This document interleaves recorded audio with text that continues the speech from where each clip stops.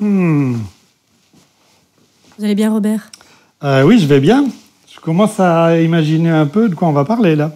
Il faudra monter ce chauffe-eau en moins de 35 minutes. Ah, le monter, pour qu'il marche, qu'on ait de l'eau chaude. Monter. Ah oui. Pour quelqu'un de lambda, c'est à peu près 35 minutes. Donc j'imagine que vous allez mettre moins de temps que ça. N'imaginez pas trop, Louise, on sait jamais, vous savez. Voilà, vous la touchez, le chronomètre se met en place. Eh bien, c'est parti, Robert. Ah, c'est parti. J'imagine qu'il y a un mode d'emploi, ce qui serait quand même la première chose à regarder.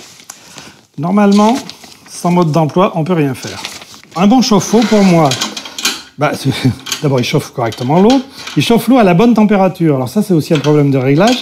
C'est-à-dire ni trop, ni trop peu. Pas trop, parce que ça sert à rien, on gaspille de l'énergie. Et pas trop peu, parce que sinon, il y a un certain nombre de petites choses qui se développent dans l'eau pas assez chaude, et ça, c'est pas bon du tout. Justement, c'est intéressant ce que vous avez dit, Robert, parce que ce chauffe-eau, il a à la fois un thermostat électronique, ce qui assure une température constante, avec un réglage à 1 degré près. Ça, c'est bien. Au moins, on a la température qu'on souhaite quand on en a envie. Et je me souviens aussi, pour avoir déjà, allez comme ça, poser un chauffe-eau de ce type, qu'il y a une protection effectivement anti-calcaire. Exactement. Parce que ça c'est vraiment essentiel. Bon, voilà. Alors, en réalité, c'est pas que ça soit très lourd, mais travailler à deux, c'est quand même plus sûr. Alors ça, c'est le groupe de sécurité, là où je suis, qui me permettra de garantir qu'il n'y ait pas de surpression à l'intérieur du chauffe-eau. Et on peut le vérifier en tournant la petite molette rouge. Alors, le tuyau bleu et rouge, donc c'est pour simuler les tuyaux qui sortent du mur. Oui. Hein, l'arrivée d'eau froide. Absolument. Et puis la sortie d'eau chaude. Oui. Et vous avez donc les deux petits tuyaux, voilà, avec les joints que vous pouvez raccorder directement sur le chauffe-eau. Vous savez comment on faisait l'eau chaude avant les chauffe-eau? Enfin, très avant les chauffe-eau. On prenait un récipient, en général en terre cuite d'ailleurs, on mettait de l'eau et on jetait des pierres qu'on avait fait chauffer dans un brasero. Oui. Et on faisait de l'eau chaude comme ça.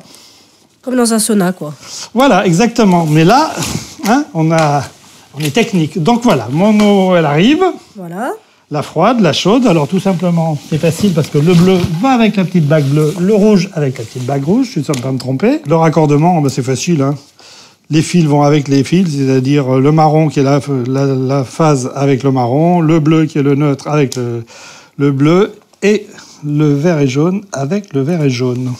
J'ai vu qu'il y avait ça tout à l'heure. Ça doit venir, si je ne m'abuse, comme ça. C'est-à-dire que là, j'ai ma vis contre le mur et quand je vais clipser, ce qui me permettra éventuellement de déclipser pour le sortir si jamais il fallait l'enlever. Dans 20 ans, non? Est-ce qu'on peut prendre du plaisir à monter un chauffe-eau, Robert? Là, oui. Enfin, je sais pas si c'est un plaisir immense, mais en tout cas, c'est pas un déplaisir, parce qu'il faut quoi? Il faut quelques minutes. Enfin, j'exagère un peu. Je sais pas combien de temps. Ah, on en est à 18 minutes. Oh là là, vous avez battu tous les records. Oui, non, mais allez. C'est pas que j'ai l'habitude de chauffe-eau, mais disons que je suis un petit peu bricoleur, peut-être.